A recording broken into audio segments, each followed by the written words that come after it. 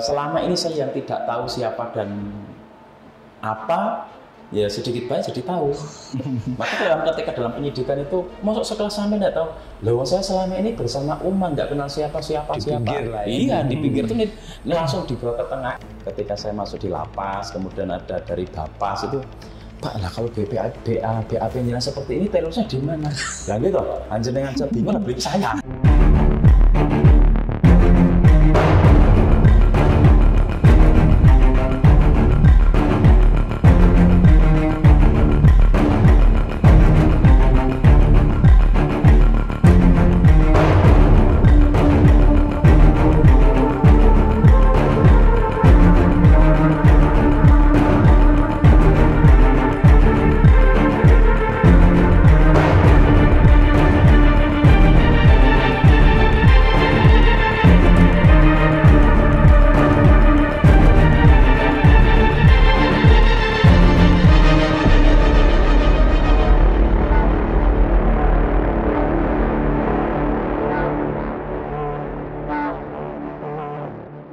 Tribuners dan pemirsa dimanapun Anda berada, 30 Juni 2024 organisasi Al-Jamaah Al-Islamiyah Indonesia menyatakan bubar atau membubarkan diri, dan saya sekarang sudah bersama 3 orang anggota yang memiliki kualifikasi dan bidang tugas yang berbeda-beda. Ceritanya mudah-mudahan akan memberikan pemahaman kepada kita, dan saya perkenalkan yang pertama di sebelah saya ada Pak Sabarno. Pak Sabarno, nanti mau dikoreksi kalau salah, adalah anggota di Tajris ya, Tajris atau mungkin askari lah gitu aja paling gampangnya itu ya, askari keprajuritan gitu kira-kira. Kemudian yang di sebelahnya ada Mas Dodi alias Viko. Beliau ada penugasan di Yayasan Perisai Nusantara. Ini kaitannya dengan advokasi dan bidang-bidang kemanusiaan ya. Kemudian yang paling ujung ada Ustadz Hasan. Ustadz Hasan ini adalah penugasan di bidang dakwah dan pembinaan umat gitu kira-kira ya. Nah, saya akan mulai dulu dari ketiga beliau ini. Tanggal 30 Juni 2024 ini ada pernyataan dan deklarasi membubarkan diri yang dilakukan di Sentul, dan ini dihadiri oleh hampir semua tokoh senior, para tetua, ya saya sekarang menyebutnya ex Jamaah Islamiyah gitu ya, ex JI begitu. Apa yang kemudian Pak Sabarno, Mas Dodi dan Ustadz Hasan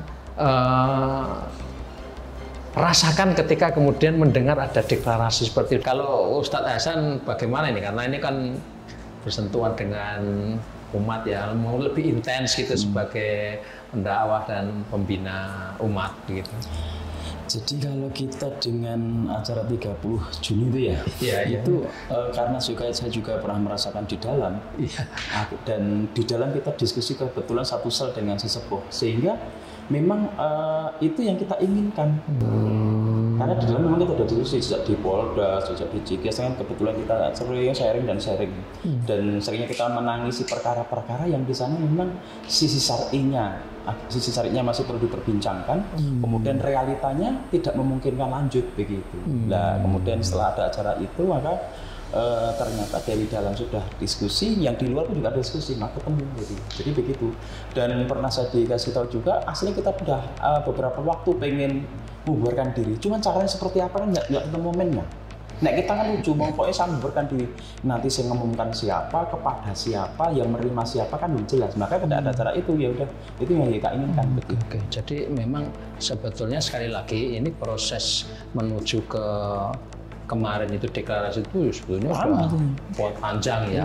Dan pro kontra enggak ya? Maksudnya secara internal gitu. Nah, pro kontra itu wajar ya. Yang kontra itu otomatis satu, dia kurang bisa membaca realita yang ada. Kemudian yang kedua bisa jadi ilmu syar'inya masih perlu lebih belajar lagi. Jadi begitu. Artinya ya ini soal waktu pada akhirnya ya. Baik, saya ke Ustadz Hasan, karena ini hampir berdua ini kan ex napiter ya, masuk lah. Nah, kalau Ustadz Hasan sendiri masuk itu dalam konteks apa, Ustaz Hasan? Oh iya. Jadi selama ini ketika mulai saya masuk sampai terakhir itu kan saya di bagian dakwah ya. Bawah bagian pinggir. Jadi ada dakwah itu nanti ada taklim, tapi ada tamhiz. Saya di taklimnya. Jadi saya yang paling pinggir membersamai umat. Nah, ketika amirnya Pak Parawijayanto itu kan tertangkap, otomatis kan kosong dari kepemimpinan, terjadi tribulasi dan seterusnya. Lah, akhirnya disebut bentuk lajnah. Lajnah itu semacam panitia untuk mengkondisikan kondisi yang ada teman-teman bagaimana untuk mengatur sementara sampai nanti diangkat amir yang baru. Saat vakum itu ya, istilahnya ya. Saya dilibatkan di situ.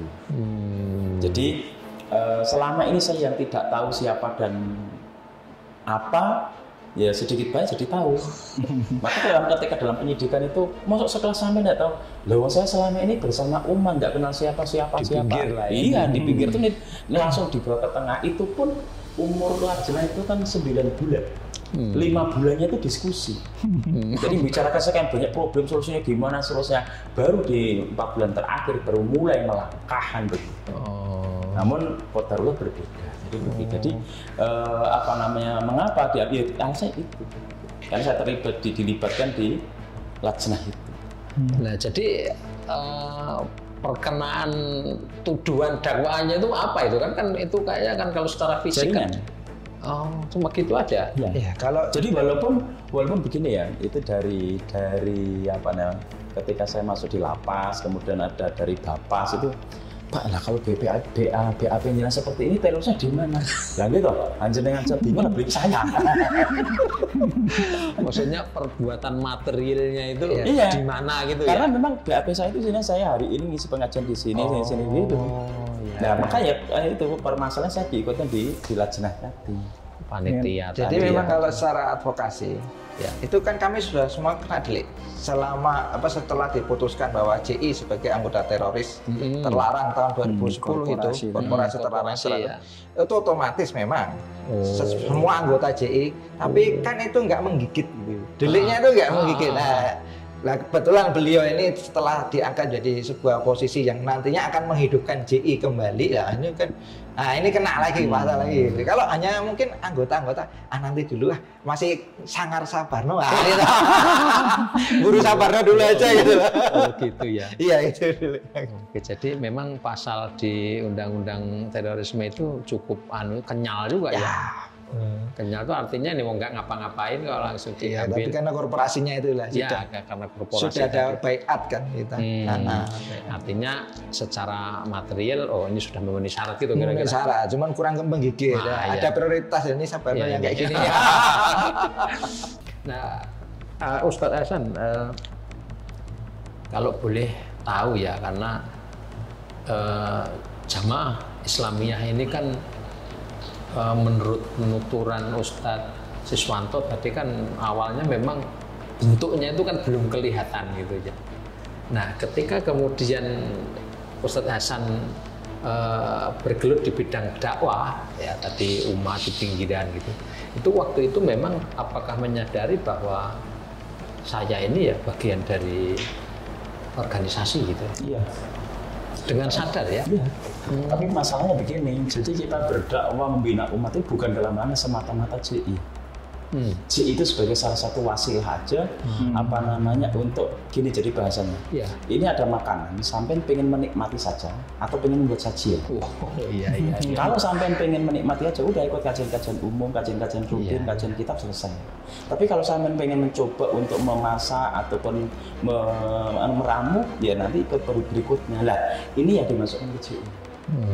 Jadi itu dengan setelah pembinaan sekian lama nanti kan akan terlihat karakternya di mana. Ada yang karakternya tidak bisa apa-apa, ya nanti ditempatkan yang cukup ngisai piring dan sebagainya.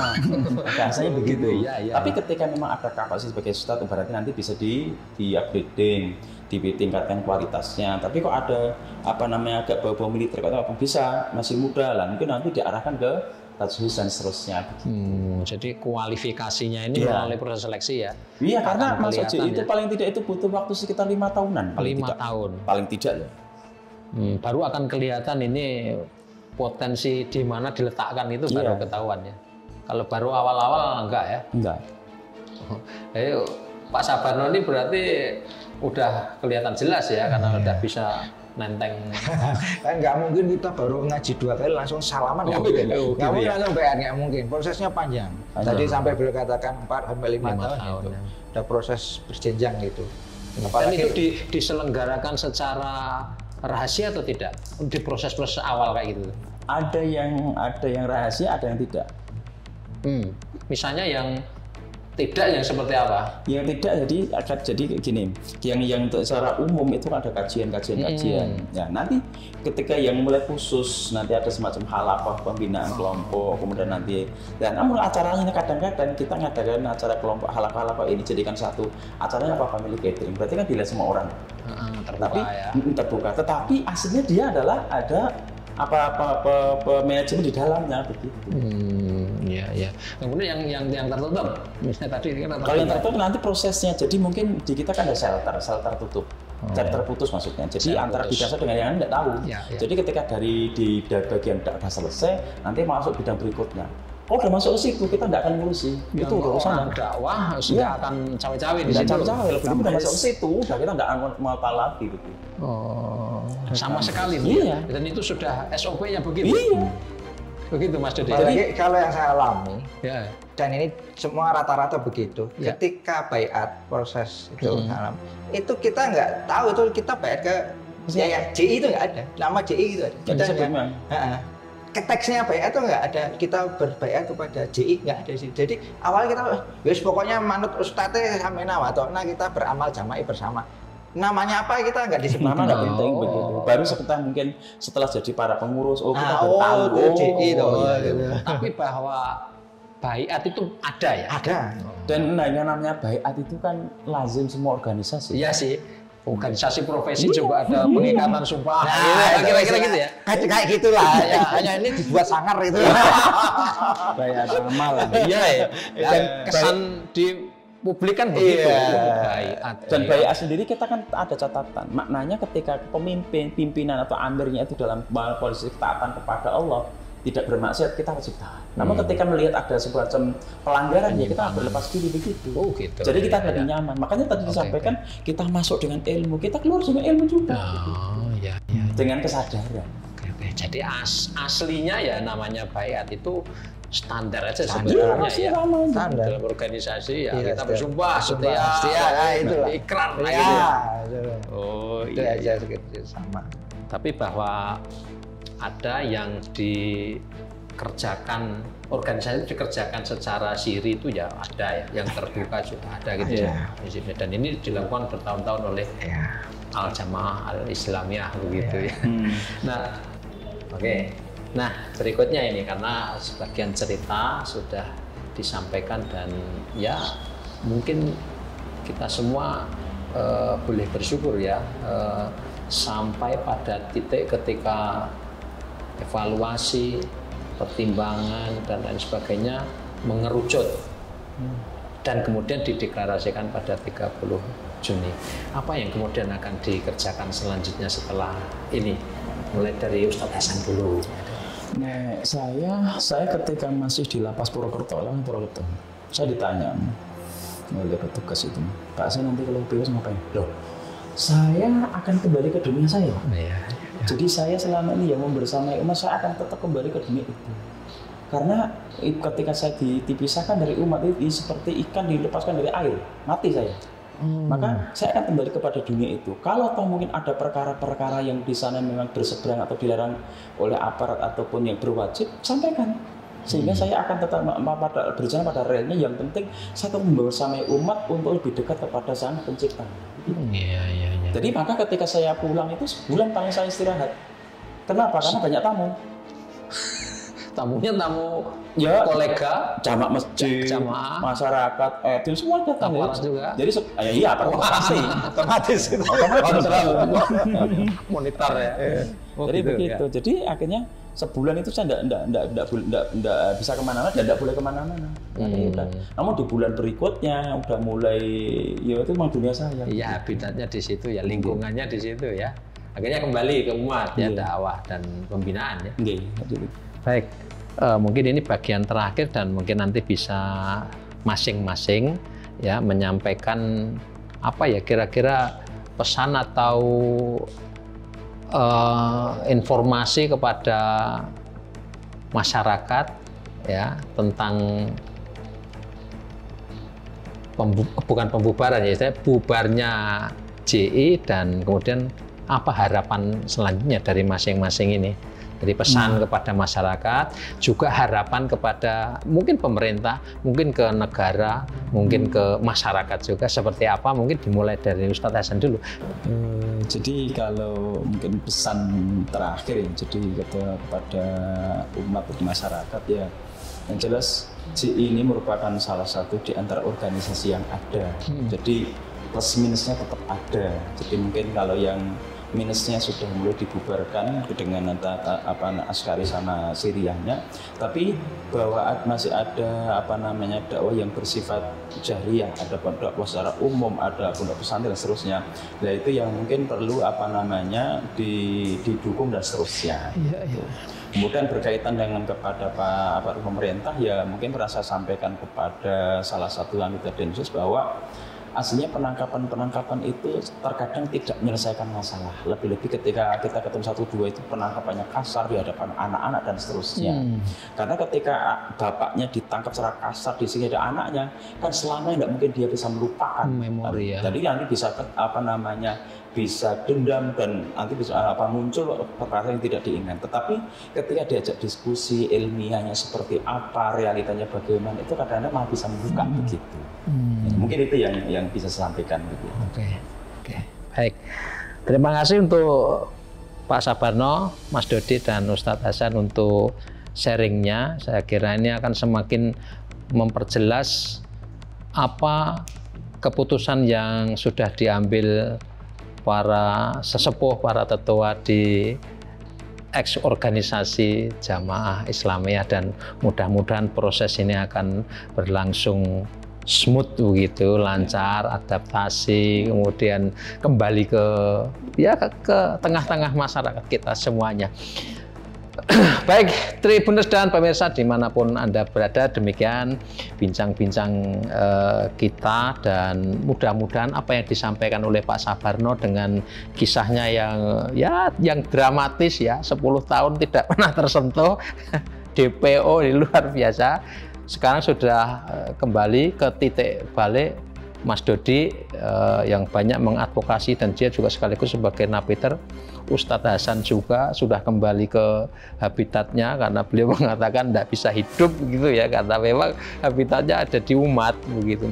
Ini mudah-mudahan benar-benar akan membawa kabar baik untuk masyarakat bangsa dan negara Indonesia. Terima kasih, sampai jumpa di bincang-bincang berikutnya. Download Tribun X sekarang, menghadirkan lokal menjadi Indonesia.